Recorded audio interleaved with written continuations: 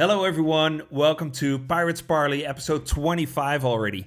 And this one is going to be a timely and interesting one because I asked my guest to be on today.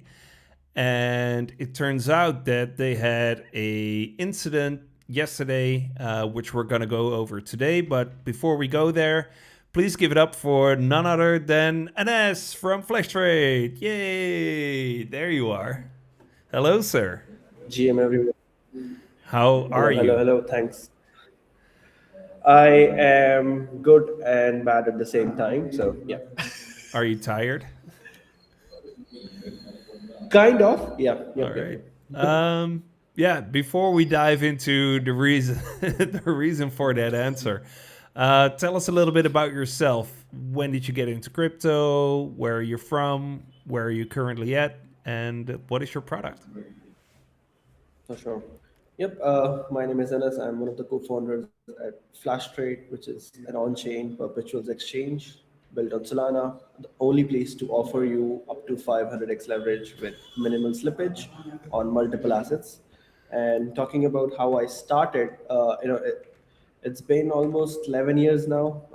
Right after my high school is when I, started dabbling with this whole thing of crypto, on-chain finance, and stuff. It actually was something that came off to me where when I understood how the fiat currency worked, and there was this interesting thing about Bitcoin being the ledger which cannot be exploited, and the whole system actually I think there was like I had this new iPhone. It was iPhone 3GS, if you don't remember, a small black iPhone. And I used to have this app called Flipboard, and I used to read the news articles, and that's where I actually got gist of what Bitcoin was. And there was a faucet, Bitcoin faucet, which gave you some sats for every ad that you saw. And since I was in my high school, every dollar meant a lot for me. So I went ahead and started.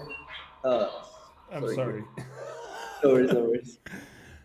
I started earning some dollars, which actually became like tens of thousands of dollars because Bitcoin actually pumped from $1,000 to $20,000. But I sold everything, and I was like, what the heck just happened? Did I sell five figs just like that? And it got me into crypto after that. And having some experience with programming and coding, I went into the sphere as a trader and started my own fund, which used to market make on BitMEX, which is the first perpetuals exchange in the history of crypto. And I think uh, finance at large. They actually invented the not invented, to be honest, but that was like the full deployment. And people were fascinated about this contract which didn't expire and gave you up to 100x leverage, and it was a fascination for everyone in finance. And yeah, I think that's where I learned about Ethereum as well, because the founder of BitMEX used to make a lot of fun about Ethereum, calling it a two-digit shitcoin and all that. And when I started reading about how epic the idea was behind bringing finance on chain and making it verifiable and legit, because the problem with the current systems that we have, which is the exchanges and the banks, we basically depend on their API to verify if this is true or not, which is actually not the right way to verify things, because you are basically giving them your money and then asking them to verify it, which can be forged. And that's where the idea of whole on-chain finance comes in, where there is no possibility of forgery, and if anything is to be done, it's basically coordinated amongst multiple uh, people who are running this network stack. And I'm sure I would like to give a shout out to Triton and making that network come alive, which is the validator network, and making like everyone's life easier to run this stack, because it was really hard back in the day. Even now it's kind of hard, but yeah. it actually helped. You guys actually helped to decentralize some more nodes and get people, getting started with their initial setup with their soul. And yep, that is where the idea actually ticked off for me and started building on Ethereum. And then, since everyone was, I was live on Twitter. Right now it's called X. So I used to read these huge threads that SBF wrote about Solana and their attempt to make an order book fully on chain, which was Serum. That all fascinated me because I used to have problems with Binance and BitMEX, and learning their, uh, you know, uh, basically trusting their API was not good for me. So went on to Solana, and the rest is Well, talking history. about trusting the API and trusting trusting SBF is pretty wild. But you were Yeah. early, dude. Holy crap. That's insane. So you've been in this ecosystem for how many years now? Uh, I think it's 11 years now. Yep. That's insane. So I think that's the second longest of all my guests thus far. Oh wow. But Who's the yeah, first one? we helped you guys bootstrap on Solana, and thank you for the shout out and the respect for Triton One. We do try to decentralize, to make available, and to make open source every aspect of Solana, basically. Recently with our ledger products and RPC 2.0, which we're going to do a whole different episode about. So you started this perp trading platform called Flash Trade, where you can get leverage to the tits, as some would say. Why build a platform where you can trade with 500x leverage? Is it um, to appeal to the degens as well, or is this like genuine interest from financial institutions who are looking to trade on chain? The Yeah, I think the idea about having 500x leverage is more about making our calculations fine up to the ninth decimal overall. But the like that, it's an exercise that the engine is healthy, because if you really want to test things, you have to push it up to its max limit. But in terms of leverage itself, it depends on how people are positioned, because if you have a huge bag of Bitcoin and you are holding it over a longer period of time, and you feel you want some sort of hedging that needs to be done over the period of holding it, you can post up limited amount of collateral, which is not actually equivalent to the dollar amount of your whole holdings, while getting a position because of leverage according to your holdings. And that will help you to basically hedge any possibility of the downside risks of your financial exposure to that asset. And that's where these perpetual contracts make sense, and that is why these futures contracts was actually invented. These were invented for farmers who used to sow seeds and have certainty for their yield when the crop was matured.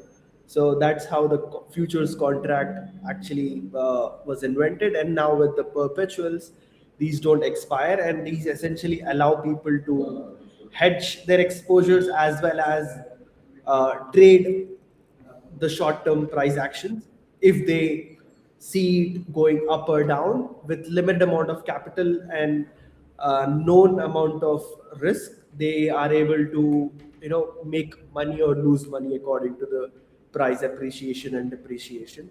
But in terms of 500x, it's mostly our own stress testing system limitation that we have. And I think a lot of people like that thing, and it's more mostly on the marketing side that we push, but the usage itself is limited on the exchange. Yeah, I tried it once, and it was like the South Park episode, and it's gone, and it's gone. But I'm also a very bad trader, so with smaller leverage, I managed to actually make some money on Flash Trade. So yeah, that's pretty cool. So would this be possible on another blockchain at the time you were building this, or was Solana like was it a culture choice? Was it a technological so hear me, technological choice? So I'm having trouble today. Sorry. No worries, no worries. Yep, it was totally the technological choice because we were able to build and ship things at a much faster rate, because even at that time and even now, like nothing like that existed where you could post these many transactions which you might even call spam, because when it's costing little cents, then you can put on 1,000 trades in a minute, and nothing like this existed because everything had their own bandwidth and restrictions, and literally no blockchain at that time could serve an order book. Solana was the only blockchain which could serve a full order book system, which was Serum spot order book, and then we had Mango markets as well. So I think that is what pushed us to come and explore the Solana blockchain, because it was fascinating that and a network like Solana could basically serve this whole system. That's amazing. So is that still the case for you guys? Uh, it's still the case in terms of upcoming upgrades, but as of now, the thing is, with our own learnings of 2 years, what we have understood is the trading game is happening in nanoseconds. Every basically, I don't know, I'm gonna call nanosecond or picosecond. Every nano or picosecond matters when the trading is happening, because if you leave those latencies behind, there are people who are actively looking to get the money from the normal users and even market makers. So that is the reason why we have moved to a new system which is built over Solana blockchain, because the finality and the trust is all derived from Solana, but the speed and the computation is unlimited, because that is what we require. We can't be constrained with the same limitations that a public blockchain might have, because public blockchains are built so that they can serve everyone, but as an exchange you can't run things on the same public net. And that is why you also have this infrastructure on the internet as well, because if you study how Netflix have pull up their CDNs across the world, so that the buffering and the load up times are not similar to if you were to connect to the Netflix server through the normal cable.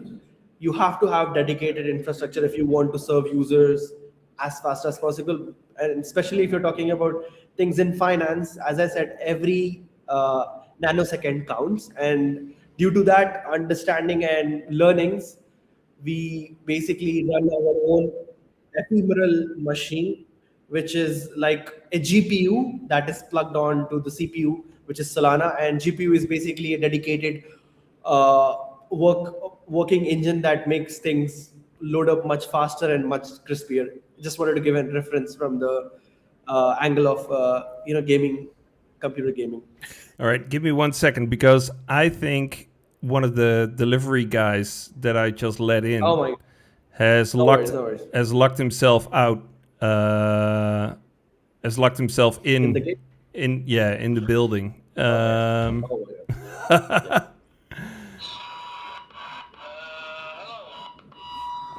Yeah. Hallo.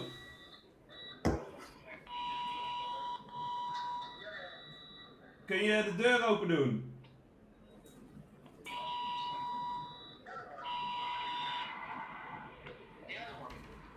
All right, give me 1 second. I need to to fix this. This is really stupid. All Give me right. 1 second. Sure. Sure.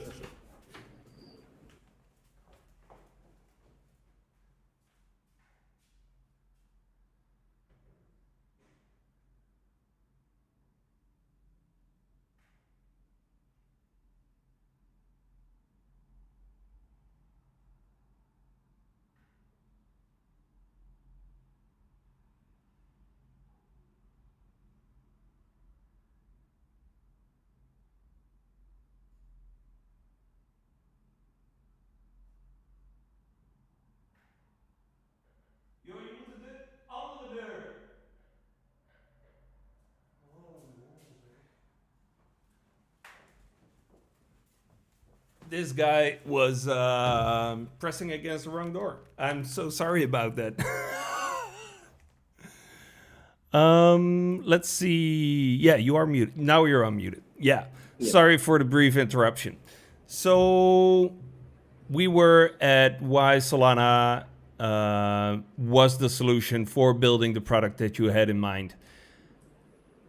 Did anything change in the recent months, years on the network level? Like, how are you guys looking at all the different scheduler, basically the scheduler wars? And for those that don't know, there are a bunch of new clients that allow for the validator to determine the way in which the transactions are ordered.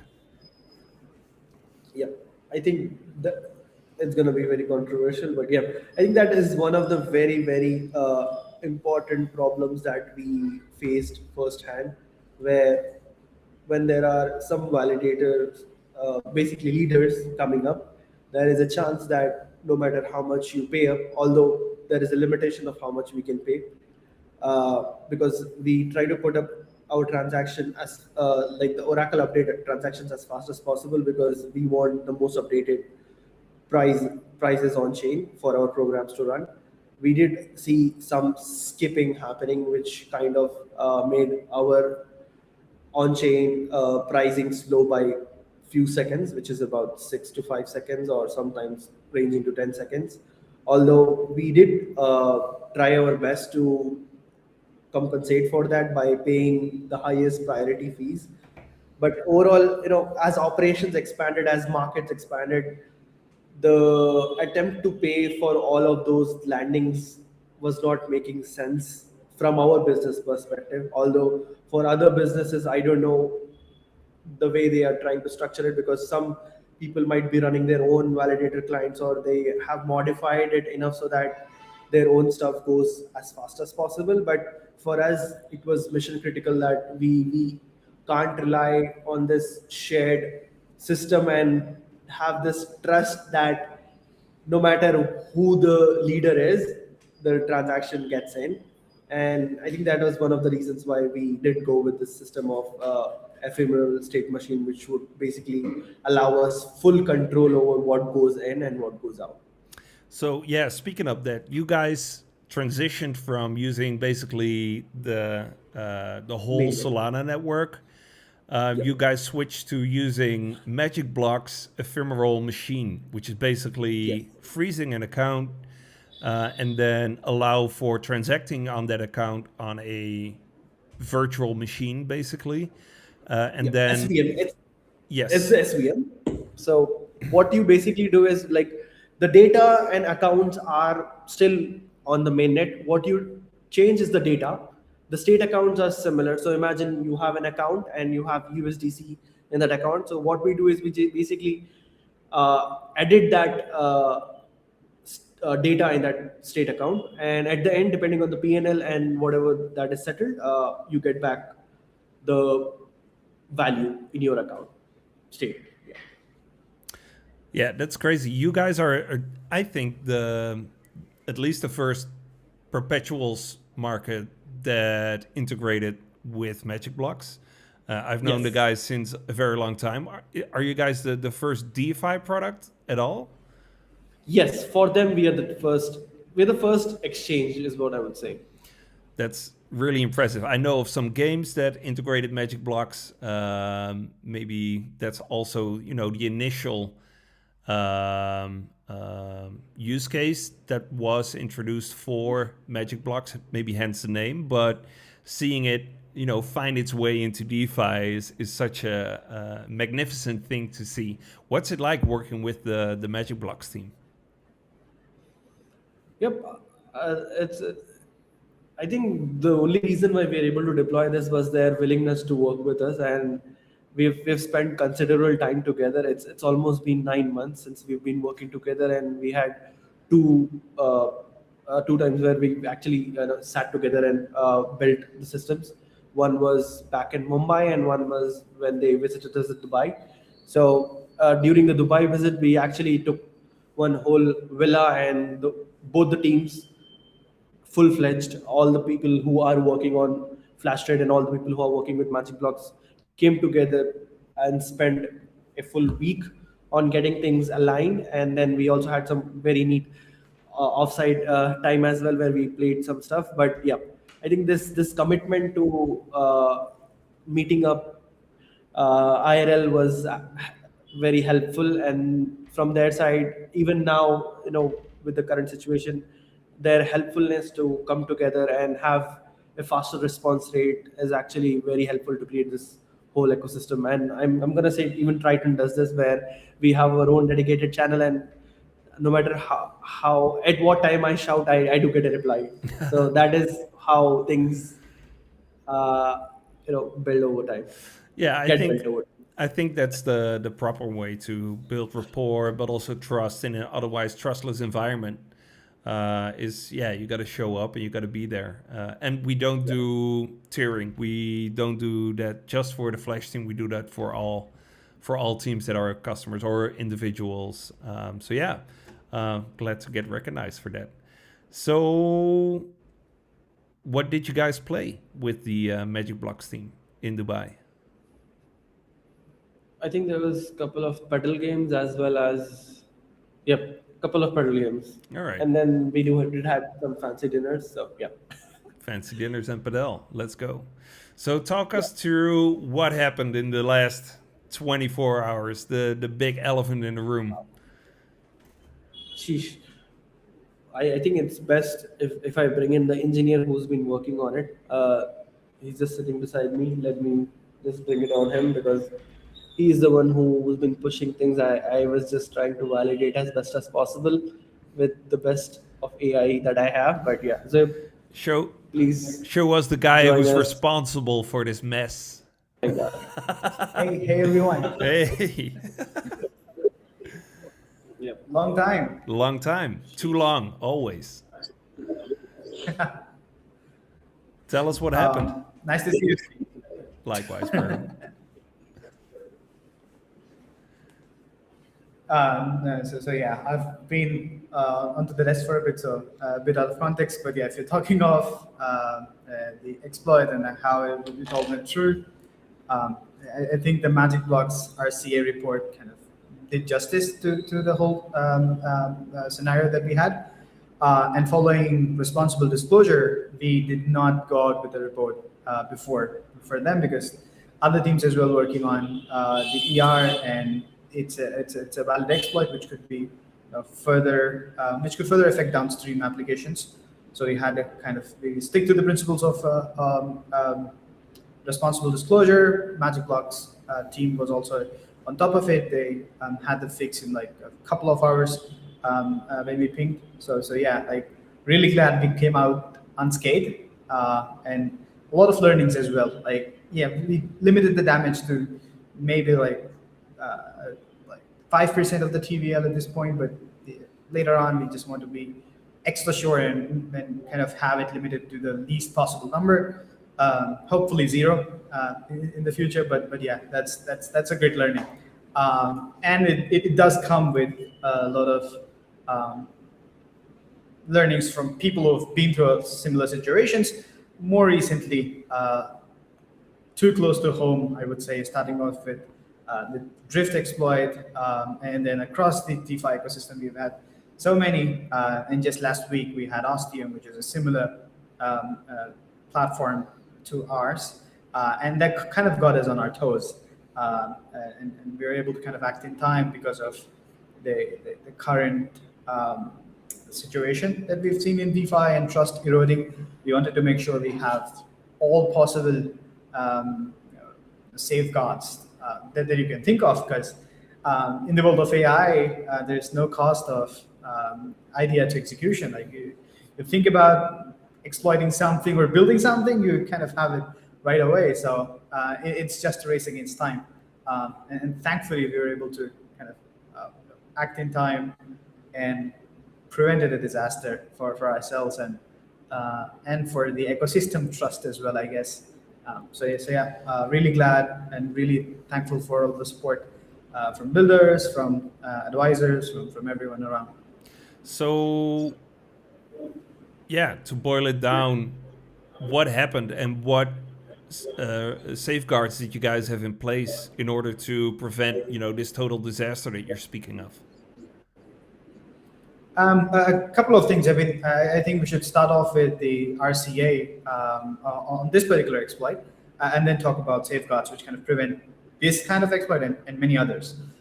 So very first thing, the exploit was downstream implementation of the ephemeral SDK, ephemeral rollup SDK, which is published by Magic Block, which injects an instruction onto the program that kind of uses a macro to facilitate this whole idea of moving state between mainnet and ephemeral rollup. The idea starts off with people understanding that you cannot mutate the state or data of an account you do not own. So the program could only mutate state of accounts owned by itself. So what's happening with the whole ER setup is your program creates PDAs all through different logic that you have on the program, and then using instructions, you modify that state, you validate everything, and then that's how exchanges work, that's how borrow lend, and every other primitive in DeFi works. So what ephemeral rollup offers you is the ability to isolate that execution in a form that you use the same program binary. So there's like no difference in using the program on mainnet versus an ephemeral rollup. But they're able to do it because they transfer the ownership of the account to a dedicated program on mainnet. So the moment you delegate an account, you're transferring the ownership. So now the the delegation program is responsible for writing state to that particular account. And since it's delegated, the validator that you delegate to, they run a dedicated ephemeral virtual machine, which is just the SVM with exactly the same parameters, but tweaked to allow, let's say, a higher transaction account limit and like no compute budget ceiling whatsoever. So you kind of have this additional space to structure your instructions. And on top of it, the latency drops down to 50 milliseconds because you're not waiting for consensus. So you kind of remove the whole consensus overhead. So now this ephemeral validator is able to operate on the exact same binary of the program that's deployed on mainnet. So that's the biggest benefit I think that comes with ER. But the cost of it is that your account, the program's account, are not owned by your program anymore. Once you delegate that, it's sitting with the delegation program. And this was the vector of exploit. So when you undelegate, or when you try to get the account back to your program, you have to let the delegation program copy the state and return the ownership to your program. So when that happens, when a change of ownership occurs, you cannot do that for accounts that have data, because otherwise, like I would create a fake USDC token account and say I have $1 billion, and the token program would just honor that. Like if we are able to do that, and that's like a thing that we learn in developers 101 when you start developing on Solana. That ownership is the ultimate source of validation that the data is valid or not. If your program owns the account, then it kind of self-validates that this cannot be written by others. But if you take ownership from different programs, which happens a lot of times via CPI and different vectors, you end up with state that might not be authenticated by your program alone.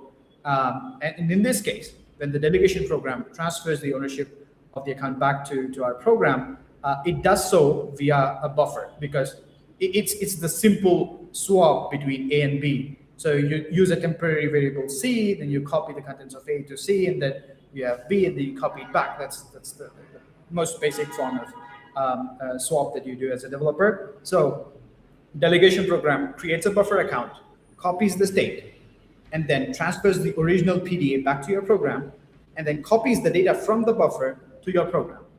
And this is done via the process undelegate instruction, which was injected via the macro that we spoke about earlier. Voila, it's been an open source implementation for so long, people have been using it, but everyone missed that the buffer account's PDA was not validated. So now the attacker comes out with a third program that he deploys, and he creates like his own forged buffer account, and he has forged data in it, like he writes anything that he wants into it. He takes any of our accounts, which he then delegates, and then when trying to undelegate, the process undelegate instruction is not gated via any other check, but to have like, does my program accept the account as my own or not? So he created the account using our own program, using the UI or kind of through our SDK or the IDL, and they have a legit account, which is delegated. During undelegation, instead of having a canonical PDA from the delegation program for the buffer, they were able to forge their own forged account, which had malicious data. It ended up writing corrupted data to our program accounts, which then wreaked havoc. And that's the surface of the exploit at the end. Our systems were able to isolate the impact because we do not commingle funds. We keep the collateral, user collateral funds in isolated token account, and the pool's TVL is kept isolated. When you want to kind of have a transfer between the two, there has to be admin authenticated gating, which we call receipts. So you have receipts that kind of transfer information. Receipts cannot be forged because they are created and delegated instantly. So you always have to outcompete the happy path or the validator in order to forge a receipt, which was possible with this case, but what was like a lot more difficult than forging the other accounts. So fortunately, all of the pool's TVL, which was held in custody token accounts, was safe, but user deposits, which people used to deposit and trade on, which was accounting to around $100,000, was exposed. And with these forged receipts, one of the forged receipts, like they forged around 20 such accounts, but one account managed to hit the threshold of less than $100,000, and he was able to execute the withdrawal. And the moment that withdrawal hit, we got our PagerDuty going blazing hot and saying, okay, $100,000 is gone. And that kind of led us to think, how could a user withdraw $100,000? Because those kind of withdrawals and deposits don't happen very so often. We jumped onto our desks, and within the same minute or two, we were able to kind of identify the issue. We did not have the RCA back then, and we just decided to pause everything. So Noop, I think, which is a great industry practice, we just had to rely on it, and that's the best form. Now, I would recommend every team in DeFi to have that. Unless your programs are immutable, you should always have a Noop that goes in the need of the hour, and it saves you because all instruction surfaces are blocked. Nothing like even admin config wouldn't be applicable. So Noop just breaks the whole program. We were able to get it deployed within 5 minutes or so once we were onto our desks, thanks to Triton's RPC and TBS ending service. It's been amazing, and it landed up the upgrade within a few seconds or so, and that's what saved us. They were trying, the malicious actors were trying to withdraw a lot of other tokens, BTC, GTOSOL, and everything on the pool, but thankfully because of isolation, we were saved, and user deposits for collateral were the only ones that were exposed.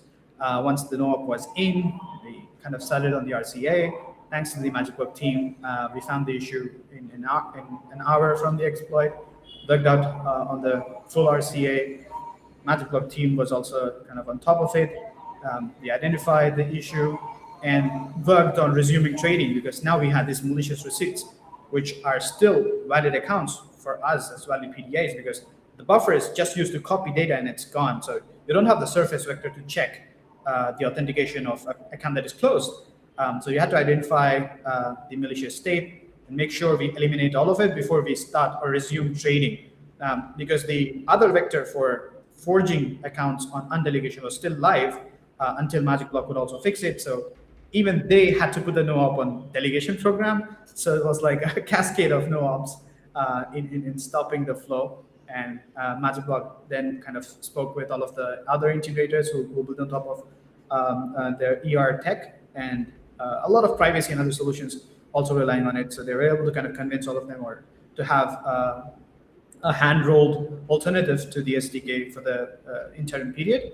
And then immediately after that, maybe it took us a couple of hours post the exploit, and within the 5th hour window, we had like all of the malicious state accounts undelegated with the proper format and erased or kind of reconciled for good. And that gave us confidence to then open up the program instruction surface in a limited manner.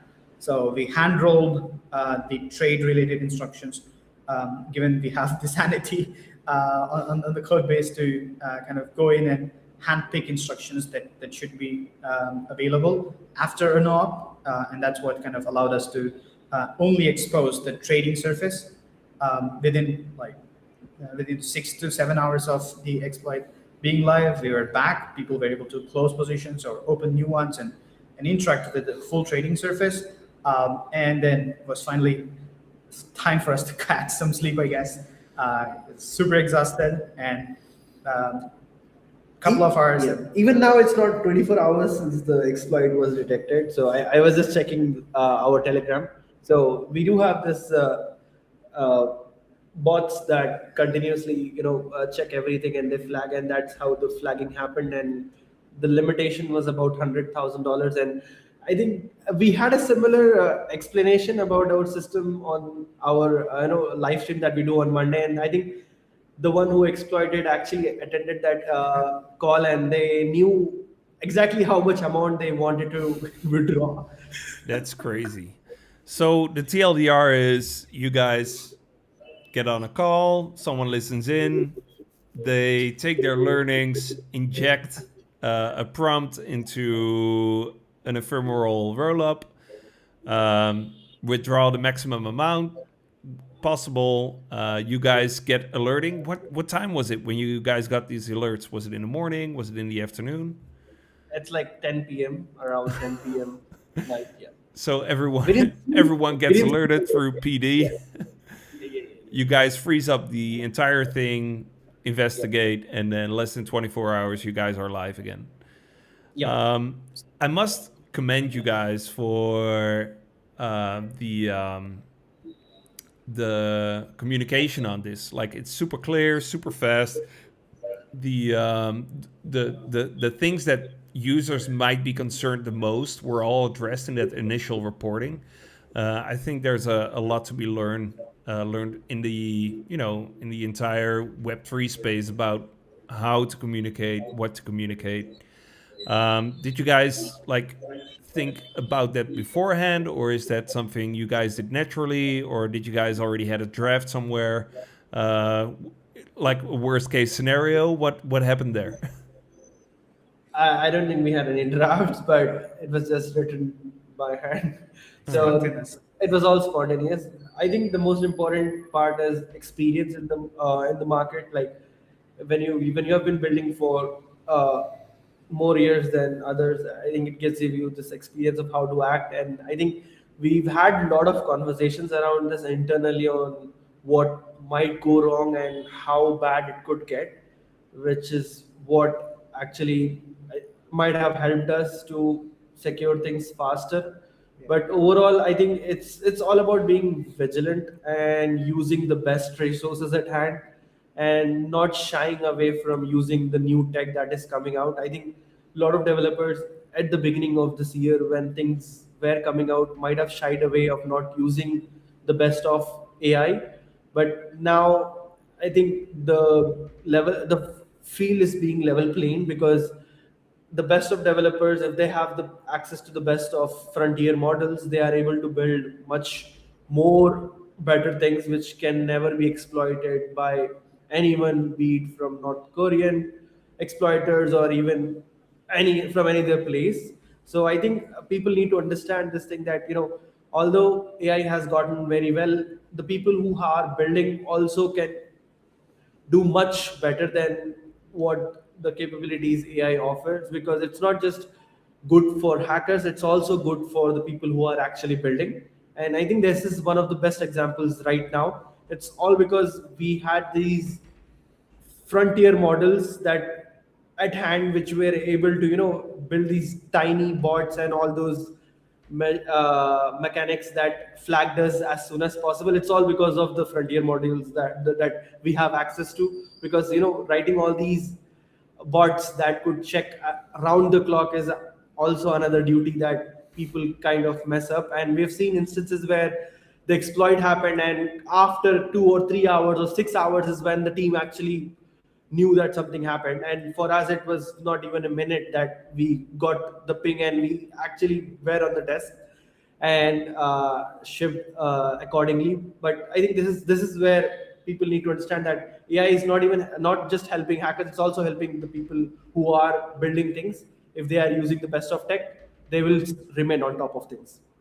Yeah, the response time is really, really good on this one. So this was one of the best hacks thus far, I think, that we saw in the last year.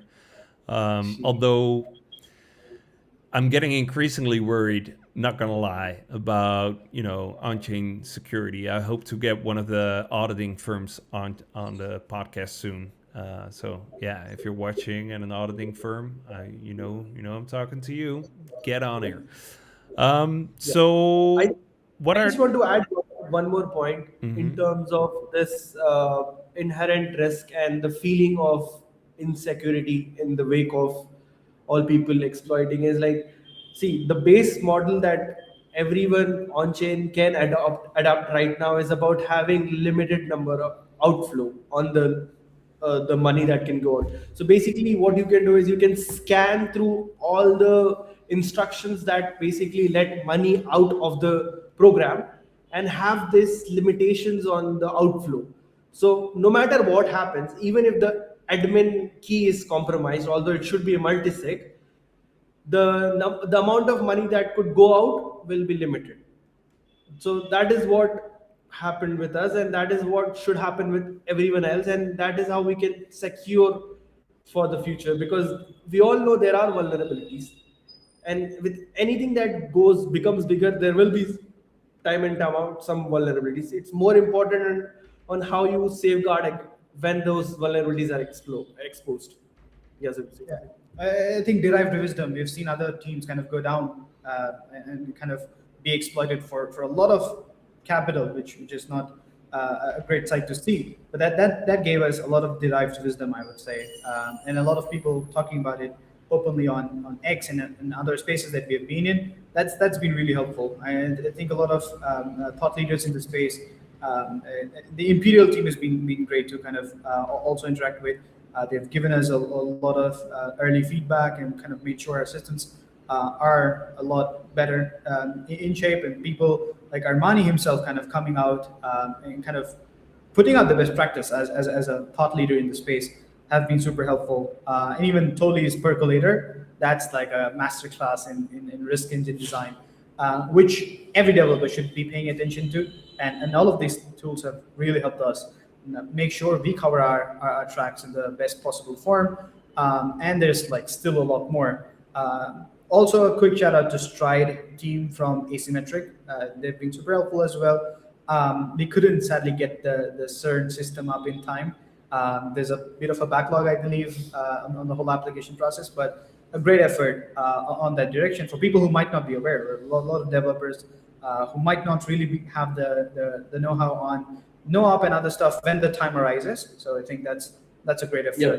I just want to highlight what NoOp means, because I think viewers might get confused. It's basically an instruction that pauses everything on the program. Nothing can go in or out once NoOp instruction is called from the admin key. All right, so yeah, I do recommend, I'm gonna clip this and put it out as well. But yeah, if if you haven't already, check out Percolator, built by Toli himself. And also check out CERN, which is built by Asymmetric Research. Yeah, it's I love the guys from Asymmetric. Good merch as well. So what happens after, you blocked everything? Did you guys get to informing the FBI yet? Did you guys did you catch the bad guy yet? Yep. So there is this neat service that is free of charge available, which is called SEAL Team 911. So they have this bot, which is actually, there are a couple of teams that have built it, including Paradigm and some more agencies, where you can report any of the addresses that have the exploited amount. It's highlighted even on SoulScan right now, the addresses that were, in this exploit.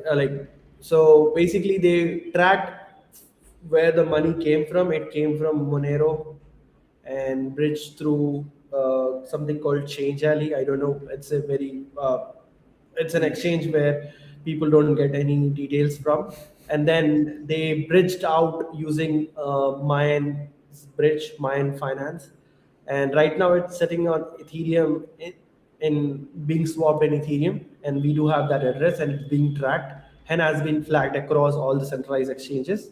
So as of now, what we know is the tracks are not, we can't get who behind this is, but they are being tracked as of now, and I'm getting all the reports through Telegram. All right. Is there any place we can follow along, or? Sure. For sure, I can post it. All right. I'll just put it in the tweet of this episode, and then people can follow along. All right. So all things considered, it's not a good thing, but it could have been a lot worse. A lot of learnings from what already has happened in the ecosystem. What now? Like, you guys obviously resumed operations already, which is really, really fast. Do you see like the same level of usage as yesterday or as any other Wednesday? We haven't resumed to the full flow that we usually serve, because it's obvious given people would be a bit concerned post such an incident. But yeah, it's coming back up. We've successfully retained confidence of some of our users, and also kind of haven't done a great job at being more proactive, perhaps for a few of our users. But again, not just our own native volume flowing through integrators like Imperial and Rect, that has also started coming in. So it's a great sign of resilience for us, that even our integrators, like they work hand in hand with us, and have been super supportive through the process. So yeah, looking great. I mean, it isn't zero volume for sure, but yeah, maybe we're doing 20% of the usual volume that we do. But yeah, I think within 24 hours, even if you do 50%, it's a win, which we kind of see it that way. But even a great step from the Magic Block team to kind of have that fixed up in time and allow us to also proceed to allow full functionality to be kind of resumed. So not a bad day, but yeah, a lot of lessons learned. Not a bad day, but could have been a lot better. Absolutely. Oh, man, yeah. Oh, did you guys sleep at all last night, or are you guys still awake? A few hours, yes. Couldn't really hold back, so we took turns. We've got teams distributed across, and yeah, we worked around the clock to make sure things resume. And the bigger part is to also make sure that, okay, we covered the full exploit vector and have the RCA and have the safeguards in place. But it's also about thinking some things that we don't have to. It's about like known unknowns versus unknown unknowns, which you can never kind of contain as a developer. So the current efforts are in making sure we cover as many other vectors as possible, and make it a generalized effort with other teams. First Magic Block, and then like any other team working in DeFi at this point. All right. How big is your team, actually? around 10 people right now, including like our growth support teams. So yeah, You 6 guys, developers. you guys are really a dwarf compared to other big DeFi teams. It's crazy how big the difference is between. I disagree. Hyperliquid is, I think, at least from the looks of it, still like 11-member team, maybe Really? 11 or yeah, but small. So I think yeah, by virtue of DeFi, I think it's quite a sizable team. But yeah, like we've seen a lot bigger teams than us in this space. Yeah. So yeah, that's the standard that we look up to. And I think with AI, every developer we have is a 10x engineer at some point. So really humbled to have such a team.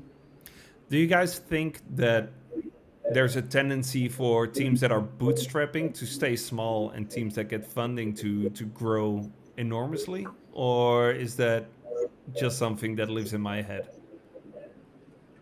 I think when you are bootstrapped, you are on your toes, and that might give you much more higher output from every team member than having this cushion of money that you can sleep over. So I think we have seen a lot of these cases as well, but I won't agree on the part of success because success is a different metric overall. But in terms of being comfortable, I think there has been a lot of examples about it. Yeah, and then I think it also boils down to the idea of you being passionate about it and kind of more involved in it than kind of having like VCs backing you being answerable to a smaller group of people that have invested in you versus like being answerable to your users directly as a first, which is what has been a big driver for us. We have users coming in, we do support, like even as founders, as developers sitting right here, we kind of handle the support tickets ourselves. So we're on ground, learning from a lot of teams in the ecosystem on being proactive. And I think that's served us as really well. Yeah, I can attest to that. We are also a fairly small team. Yeah. So, and having a good customer support, a personal customer support, like a feeling where you're actually talking to a person and don't have to go through all kinds of hoops before you're actually getting help. I think that really gives a lot better customer experience. Many Solana teams have people in customer support, and I'm really proud of that as a ecosystem enjoyer as well. You Absolutely, guys, and big fans of Triton's customer support as well. Yeah, we've all had the best response rate. Yeah, even when things were not so great on Solana. So yeah, remember the good old days. Yes. But yeah, that's been like a journey with Triton. Really appreciate all of your support as well. When FTX collapsed and about half the ecosystem was without funding, yeah, we tried to help as many pull through, and we managed to do so as an ecosystem. But yeah, we can never forget. We got a year or maybe 2 years long subscription subsidized by Triton. So yeah, that was whatever you guys needed to get started. Yeah. Absolutely.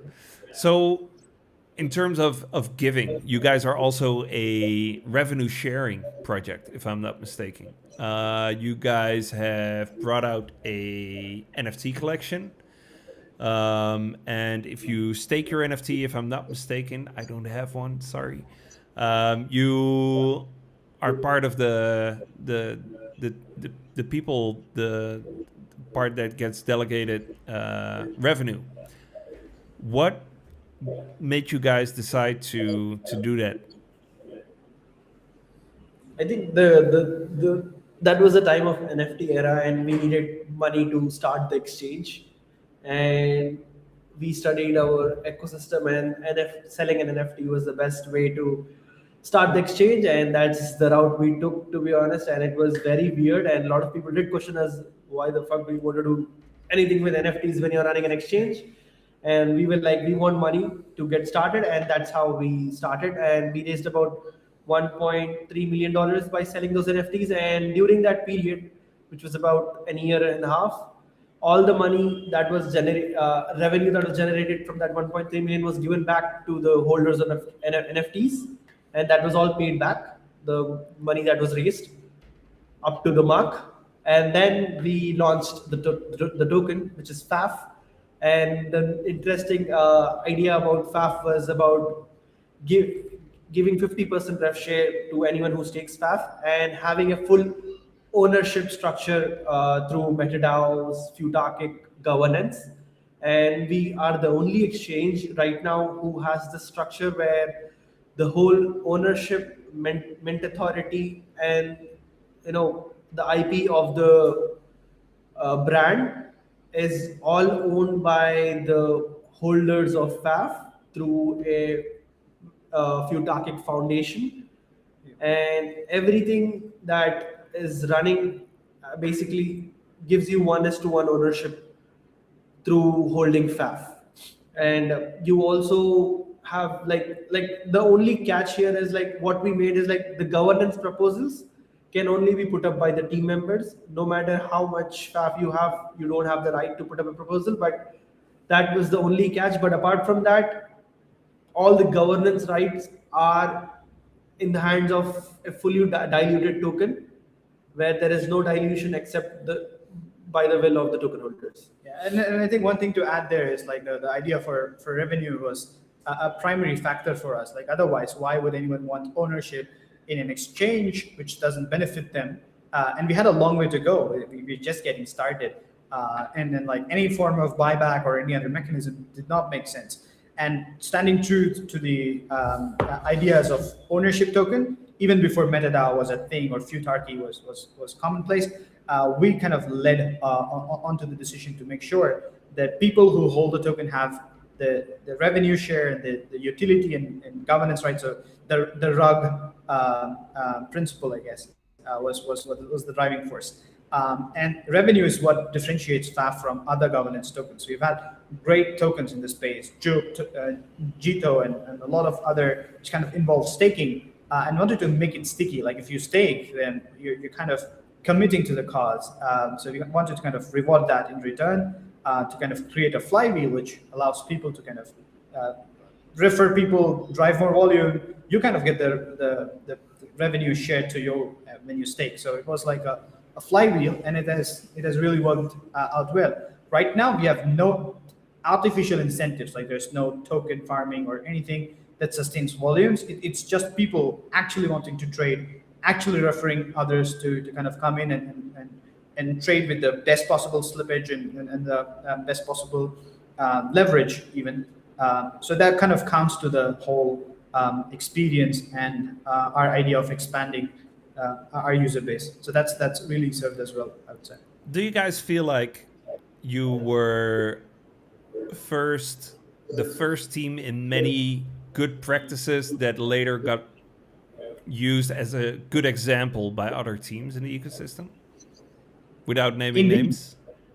Indeed. I think we've been the firsts on a lot of things, and the firsts on things that haven't really caught up yet. One such thing is program native multi-sig for admin configurations as well. We've spoken about it, and that's I think the best part of what Solana incubation program offered us back in the day. So when we were getting started, we were part of the very first cohort of Solana Labs incubator, which kind of gave us insights into how do we protect FTX or Mango kind of a situation from happening on our pod. And it was like really essential for us to make sure we cover the known vectors there. So a program native multisig, which is not dependent on squads or any other external config to kind of enact admin control on the program. That has saved us a lot of trouble with private key management and making sure the admin surface is like solid on top of external multisigs. So I think that's one thing which was also highlighted with Stride and asymmetric, but otherwise as well, like a lot of general good practices that we have had over the years would include like code sanity and just a good OPSEC in terms of how we handle multisig structure, your program upgrade authority and your admin control like being isolated is a lot better system than having them commingle. And the other part is just the co-founders being the lead engineers or developers and being on the ground all the time. Everyone on the team codes, everyone on the team kind of has the idea of what's happening. So admin multisig signers are not just like business developers or just non-technical people on the team. They know what this instruction would do, and it kind of they have that sense of responsibility. So like you review the PR, you know what's happening there, and then you know for yourself whether you need to sign that or not. So that's, I think, one of the best things about the team that I feel right now. All right, thanks so much for that. So we're already an hour in, and I don't want to take too much of your time. You guys must be really, really super tired. My last question is to Enes. What is the question that I should have asked but haven't yet? What is the question that he should have asked, but he hasn't. Yeah. Oh, okay. What's next for Flash? What's next for Flash?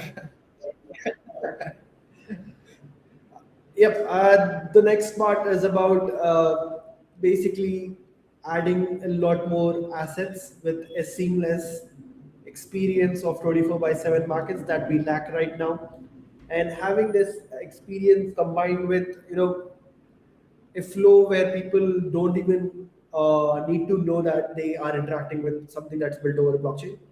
So that is where we are trying to perfect the experience. And even now, when you are trading on Flash.trade, you can basically see that there is zero confirmation from your wallet providers, and there is no cost of transaction, and it has the lowest fees with the highest possible leverage.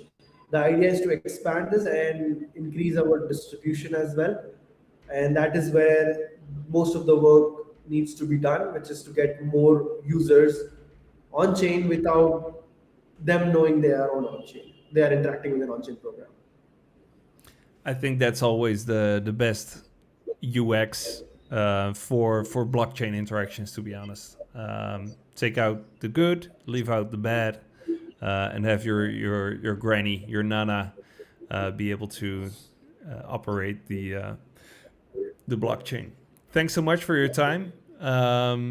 Thanks everyone for tuning in. Next week I have on, let's have a look, the good guys from Order who went through the hackathon with good results. So yeah, anything you guys would like me to ask them? I think Vinay and the guys are awesome builders. But yeah, if we can have audiobooks on ERs, that would be awesome to have. Like if you can offer our margin engine and have the superb the audiobooks that they have built. Like I think they're one of the most efficient, one of the most technical teams that I have heard of or I've known of, and I keep them in high regards.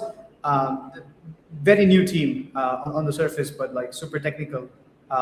So yeah, if they're willing to kind of have a hand at deploying on the ephemeral rollup via Magic Block, then that would be an awesome thing to see them scale. All right, I will ask them. Thank you guys so much for being on, explaining what happened in the last 24 hours and about who you guys are and about Flash Trade in general. And I hope to catch you guys real soon in wherever you're going to be. Are you guys going to be in Belgrade? At the breakpoint would be best. Breakpoint. All right. No plan till breakpoint. I'll see you guys there. Much love and be safe.